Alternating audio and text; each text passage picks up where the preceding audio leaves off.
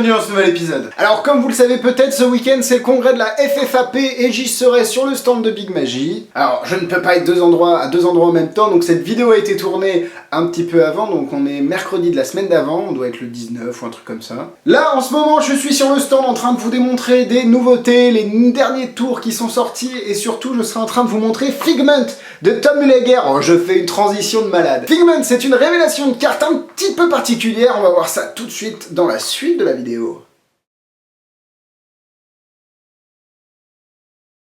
Comme je l'ai dit, Figment c'est une révélation de carte qui va s'effectuer avec un Lego. Alors vous présentez un petit Lego au spectateur, voilà, Jean-Michel Lego, enchanté. Vous le mettez dans sa main, vous le faites choisir deux cartes, ou vous faites choisir une carte à deux cartes à deux spectateurs, deux cartes à un spectateur. Bref, à vous de choisir. Par exemple, la dame de pique et lui de cœur. Bon, deux cartes apparemment normales. Et quand le spectateur ouvre la main, voici ce qu'il trouve à l'intérieur de sa main. Donc je vais vous faire l'action d'ouverture. Oh my god, but look what it is! Vous avez un espèce de Lego en plastique transparent avec un coin de carte à l'intérieur et quand le coin de carte est montré, c'est la première carte du spectateur. Premier effet. Vous replacez le Lego dans la main du spectateur et vous lui demandez de se concentrer sur sa deuxième carte, la dame de pique. Et quand il ouvre la main et qu'il retourne le Lego, boum, dame de pique dans le Lego transparent. Deuxième effet. Donc voilà, vous avez à peu près une overview, une vue générale de la routine. C'est comme ça que ça se passe dans l'esprit du spectateur et c'est comme ça que ça se passe vraiment en fait. Pourquoi je dis dans l'esprit du spectateur, je ne sais pas. Alors est-ce que ça vaut le coup? Est-ce que c'est pas vraiment une routine qui est à faire pour les enfants? Est-ce que c'est pour les adultes, ça marche aussi? Beaucoup de questions que vous vous posez que je vais répondre dans cette vidéo et auxquelles je vais répondre dans cette vidéo. Alexis, roi du Becherel. C'est vendu au prix de 39,90€ sur Big Magie et vous pouvez avoir votre petite réduction sur votre première commande lors de votre création de votre compte Big Magie. Rentrez juste le code qui est dans le haut de la description. Il suffit juste de rentrer ça dans la case parrain et vous serez automatiquement parrainé par Billy. Ça fait chaud au cœur. 10% sur votre première commande. Putain, la chance. Alors voici ce que vous recevez la petite boîte avec à l'intérieur, hop, je sais pas si ça peut se voir, les deux Lego transparents, un Lego normal, ainsi que la petite casquette qui paraît complètement désuète, mais qui a pour moi un impact génial dans le tour. Vous recevez aussi une petite carte de visite sur laquelle il y a écrit un lien que vous pouvez aller visiter pour regarder la vidéo d'explication. La vidéo est bien faite, je pense que de toute façon le tour est assez self-explanatory comme on dit en anglais. Ça s'explique de tout seul si vous avez quelques bases en magie. Et quand vous recevez le matos, généralement ça correspond ou pas à ce à quoi vous aviez pensé. Bon là, je vais pas spoiler la routine parce que c'est juste, entre guillemets, des changes et une révélation de cartes. Mais ne vous laissez pas berner par ce juste. C'est pas juste, c'est une putain de routine qui va bluffer vos spectateurs. Et désolé d'être vulgaire. Bref, le Lego c'est un vrai Lego, donc nickel niveau qualité. Les Lego en plastique, ils sont en plastique transparent. Ils ont été faits, j'imagine, à partir d'un moule de Lego. Ils sont vraiment bien faits, on a l'impression d'avoir un vrai Lego. Alors par contre, les bras ne sont pas articulables et ils sont un peu plats au niveau du dos, là où le vrai Lego est un peu plus rebondi, enfin arrondi. Et pareil, les jambes ne sont pas articulables, mais sinon, franchement, la qualité, elle est géniale. Vraiment, on a l'impression d'avoir des Lego qui auraient perdu toute leur peinture. Et ça, vous allez pouvoir jouer là-dessus sur votre routine. Rien à redire sur le matériel. Pour le prix, on a deux gimmicks, plus un Lego, plus une explication vidéo, plus un beau petit packaging. Pas déçu, vraiment, ça vaut le coup.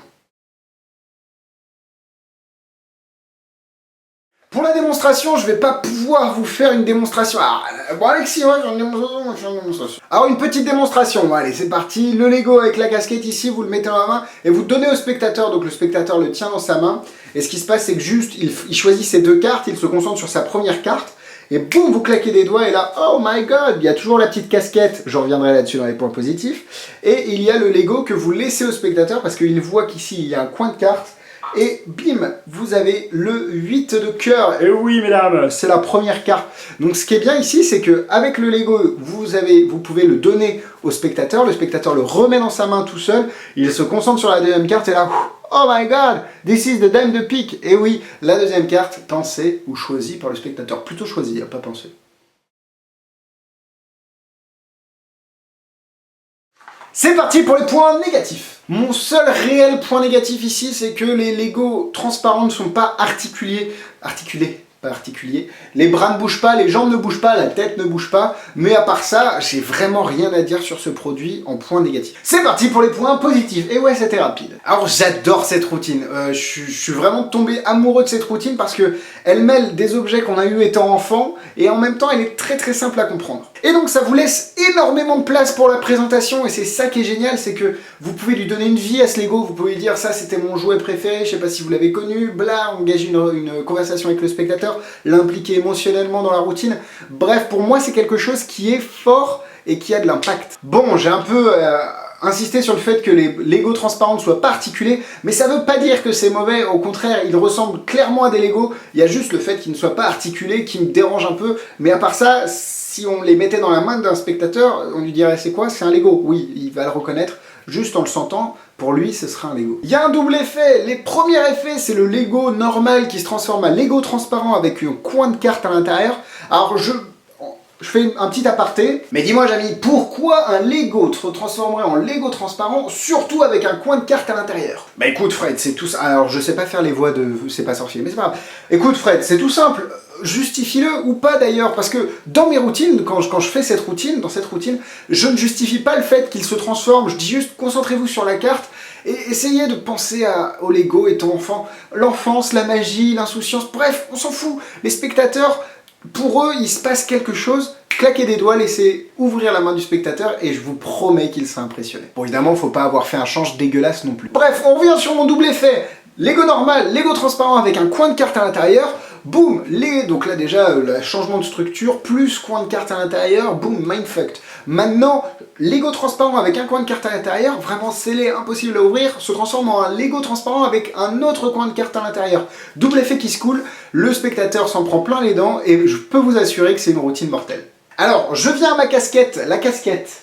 Super importante. Pourquoi? Parce qu'elle va justifier le change. Elle va justifier le deuxième change. Comme vous l'avez peut-être vu dans la démonstration, le fait de ranger la casquette vous permet d'aller choper l'autre Lego. Et en plus, sur votre premier change, quand vous avez le Lego normal qui, hop, vous passez dans la main, on a le son de la casquette qui clique sur, enfin qui vient rentrer en contact avec le Lego transparent. Donc le spectateur déjà, auditivement, il se dit, c'est bon, il y a le Lego et la casquette. Quand vous le mettez dans la main, il sent Lego et casquette. Donc vous confirmez auditivement, grâce à Louis et grâce au toucher, le fait que vous n'avez presque rien fait, enfin vous n'avez rien fait pour eux, vous avez juste mis le Lego et la casquette à l'intérieur de leur main, et je trouve que cette justification elle est très forte parce que vous n'avez rien besoin de dire, et le spectateur avec deux sens peut confirmer ce que vous êtes juste en train de faire, mettre le Lego dans leur main. Alors qu'évidemment, vous avez changé le Lego, mais ça reste entre nous. Voilà, vous regardez mes vidéos, je vous donne des petits trucs. Quand même. Il n'y a aucun gimmick dans le jeu et ça c'est vraiment cool parce que si vous voulez faire des routines à côté, vous pouvez complètement, il n'y a pas une carte avec un flap, avec du scotch, avec quoi que ce soit dans le jeu, vous êtes complètement libre. Vous avez juste besoin d'avoir vos 3 petits Lego dans votre poche, ou pas d'ailleurs, vous pouvez avoir juste un Lego normal et un Lego transparent. Le fait qu'il vous donne deux Lego, ça vous donne beaucoup d'espace pour votre présentation et vos routines. Donc ça prend pas de place et le jeu n'est pas truqué. Que demande le peuple? Bon, vous avez compris que depuis la semaine dernière, je suis en train de vous présenter des tours que j'apprécie beaucoup. Fall, c'est mortel. Figment, c'est au même niveau. On a une très bonne cuvée. Je pense que c'est l'effet congrès. L'effet congrès de congrès FFAP également tour. Je sais pas, mais en tout cas, 4 cœurs. Cœur. Par là. On verra. Pour la difficulté, il faut savoir faire un change. Je vous conseille de regarder le travail de Juan Tamariz, Crossing the Gaze, ou Switching the Gaze, ou quelque chose comme ça. Un change au regard qui est juste mortel et qui fonctionne très bien. Et surtout, n'ayez pas peur, si vous avez la pression, si vous avez été en stress, qu'est-ce que tu fais? Le spectateur va le sentir, bon là il va le voir surtout, mais vraiment, ayez l'air naturel, détendu, ça se passe, je mets juste le Lego dans ma main, qu'est-ce qu'il y a? Tranquille, ne dites rien, faites ce que vous avez à faire, et soyez convaincus de ce que vous faites, et ça fonctionnera. 2 étoiles, 3 étoiles. 2 étoiles, on verra au montage.